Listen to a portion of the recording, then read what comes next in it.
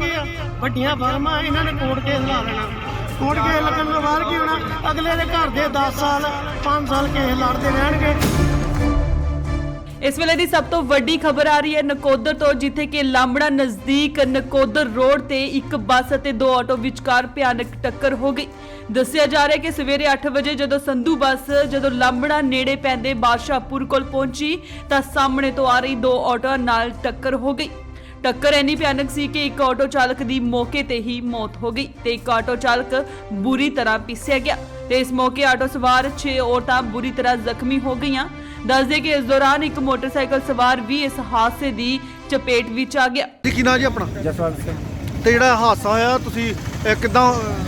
ਇਹ ਇਧਰੋਂ ਬੱਸ ਵਾਲੇ ਨੇ ਓਵਰਟੇਕ ਕੇ ਮਾਰਿਆ। ਬੱਸ ਕਿੱਧਰੋਂ ਆ ਰਹੀ ਸੀ? ਨਕੋਦਰ ਵੱਲੋਂ। ਅੱਛਾ ਜੀ।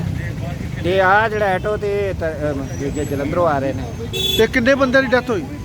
ਇੱਕ ਬੰਦੇ ਦੀ ਡੈਥ ਹੋਈ, ਦੂਜਿਆਂ ਨੂੰ 3-4 ਸੱਟਾਂ ਲੱਗੀਆਂ। ਤੇ ਜਿਹੜਾ ਮੋਟਰਸਾਈਕਲ ਵਾਲਾ? ਇਹਦੀ ਲੱਤ ਟੁੱਟੀ ਹੈ। ਠੀਕ ਹੈ ਜੀ। ਹਸਪੀਟਲ ਪਹੁੰਚਾਤਾ ਇਹਨੂੰ? ਹਾਂਜੀ। ਗਲਤੀ ਕਿਹਦੀ ਲੱਗਦੀ ਹੈ? ਗਲਤੀ ਬੱਸ ਵਾਲੇ ਦੀ ਹੈ, ਔਰ ਦੂਜਿਆਂ ਦੀ ਜਿਹੜੇ ਸਾਰੀ ਸਾਈਡ ਤੋਂ ਦੂਜੇ ਆਪ ਹੀ ਹੱਥ ਤੇ ਜਾ ਰਹੇ ਨੇ, ਉਹਨਾਂ ਦੀ ਗਲਤੀ ਕਾਹਦੀ ਵਿਚਾਰਿਆ।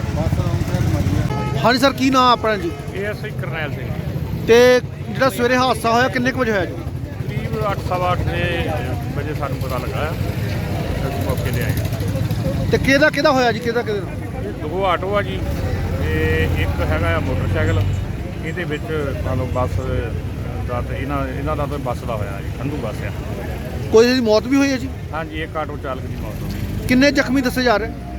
4 ਬੰਦੇ ਹਲੇ ਜ਼ਖਮੀ ਪਤਾ ਲੱਗਾ ਹੈ ਜੀ। ਜਿਹੜਾ ਬੱਸ ਦਾ ਚਾਲਕ ਹੈ ਜੀ ਉਹਨੂੰ ਕਾਬੂ ਕਰ ਲਿਆ ਜੀ? ਹਾਂਜੀ ਹਾਂਜੀ, ਕਾਬੂ ਕਰ ਲਿਆ। ਤੇ ਗਲਤੀ ਕਿਹਦੀ ਦੱਸੀ ਜਾ ਰਹੀ ਹੈ ਵੈਸੇ? ਅਜੇ ਦੇਖਦੇ ਆ ਮੌਕੇ ਤੇ, ਹਲੇ ਫੀਸ ਕਰਦੇ ਪਤਾ ਲੱਗੂਗਾ। ਹਲੇ ਆਪਾਂ ਕੋਈ ਨਹੀਂ ਕਰਦੇ। ਕੀ ਕਾਰਵਾਈ ਕੀਤੀ ਜਾ ਰਹੀ ਹੈ ਜੀ? ਕਾਨੂੰਨੀ ਕਾਰਵਾਈ ਕਰਨੀ ਹੈ। ਨਕੋਦਰ ਤੋਂ ਸੋਨੂ ਸਹੋਤਾ, ਇੰਡੋਜ਼ ਟੀਵੀ, ਆਸਟ੍ਰੇਲੀਆ।